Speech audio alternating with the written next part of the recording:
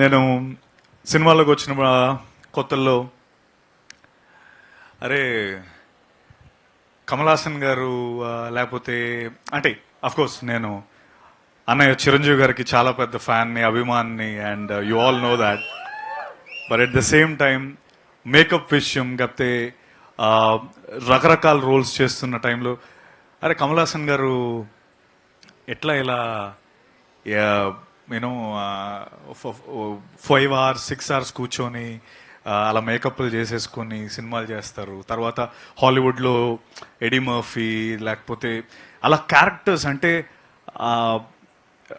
అంత గొప్ప పాత్రలు అంత గొప్ప పర్ఫార్మెన్సెస్ ఎలా వీళ్ళు చేస్తున్నారు అనుకునేవాడిని.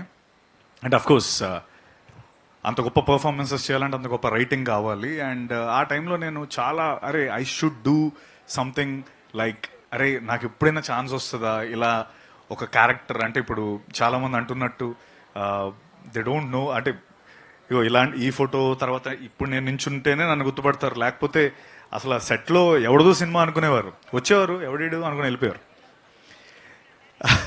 సో అలా అనుకునేవాడిని. కొన్ని క్షుద్ర పూజలు కూడా చేశాను ఇలాంటివి నాకు వస్తే బాగుందని.